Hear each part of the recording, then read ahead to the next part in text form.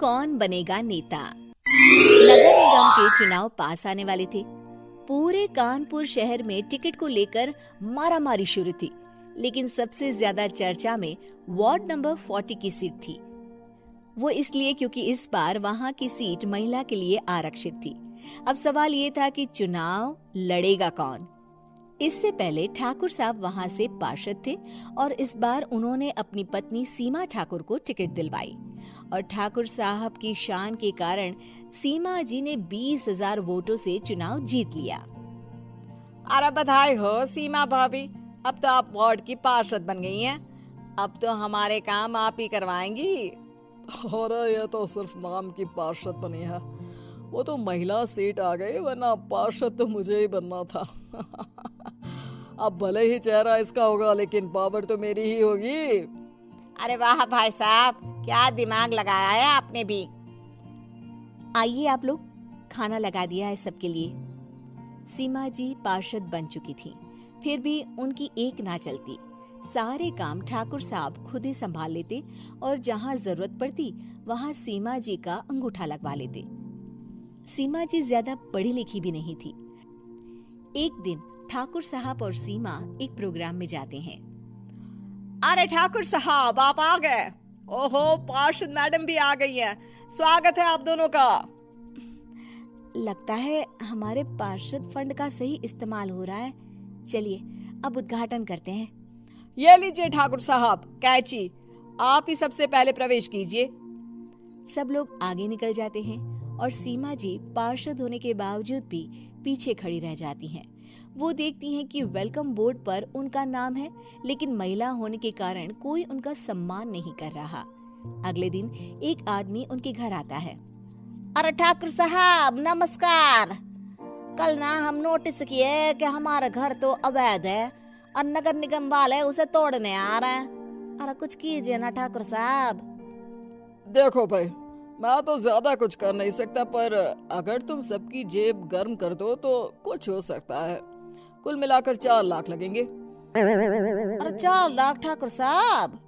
अरे भाई, मैं अपने लिए नहीं मांग रहा हूँ। दरोगा है, इंजीनियर बाबू है, बड़े साहब है, सबको देना पड़ता है ना थोड़ा थोड़ा। बोलो है मंजूर? तभी वहाँ अचानक सीमा जी आ जाती हैं। अरे ये आप क्या कर रहे हैं?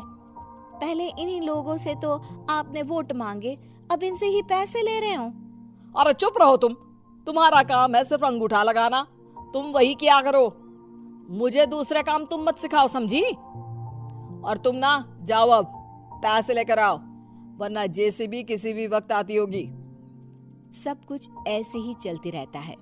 एक दिन सीमा जी और ठाकुर साहब को एक लोकल मीटिंग में बुलाया जाता है। वहाँ पर कई और अधिकारी लोग भी मौजूद रहते हैं। अब मैं चाहूंगा कि ठाकुर साहब हमारे बीच 2 शब्द कहें। मेरे प्यारे भाइयों और बहनों, आज मेरा सौभाग्य है कि मैं आप सबकी सेवा दिन रात कर पा रहा हूँ। आपने मेरी पत्नी को भारी मतों से जिताया है, इसलिए मैं आप सभी का शुक्रगुजार हूँ। मैं आप सबसे वादा करता हूँ कि हमेशा की तरह हमारे वार्ड में किसी को कोई तकलीफ नहीं आने दूंगा। सभी लोग तालियां बजाने लगते हैं। अब मैं माननीय पार्षद मैडम को स्टेज पे बुलाना चाहूंगा। अपने नाम को बुलाया सुनकर सीमा जी एकदम चौंक जाती है। उन्हें बिल्कुल उम्मीद नहीं थी कि इतनी बड़ी जगह उन्हें मंच पर बुलाया जाएगा। जैसे तैसे वो मंच पर चढ़ती हैं। ऊपर जाते ही सीमा जी को सारी पुरानी बातें याद आ जाती हैं कि किस तरह उनके पति उन्हें कभी भी आगे बढ़ने नहीं देते और उनके नाम से गलत काम करते हैं। वो बोलने लगती हैं, मैं आपके वार्ड की पार्षद सीमा हूँ। आप में से बहुत कम लोग ही मुझे जानते होंगे, क्योंकि इससे पहले मुझे कभी ऐसा मौका ही नहीं मिला।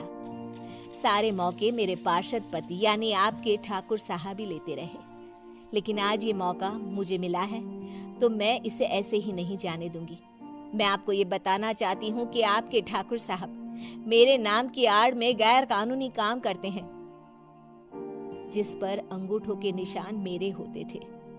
इसीलिए मैं अपनी गलती मानती हूँ और आज अपने पद से इस्तीफा देती हूँ, ताकि आगे से कोई गलत काम ना हो पाए।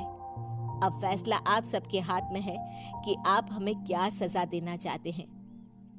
सीमा जी की बातें सुनकर ठाकुर साहब के चेहरे का रंग उड़ जाता है और वो शर्म से मुंह नीचा करके वहां से चले जाते हैं और पद से इस्तीफा देकर ही सही सीमा जी अपने आप में आत्मविश्वास महसूस करती हैं।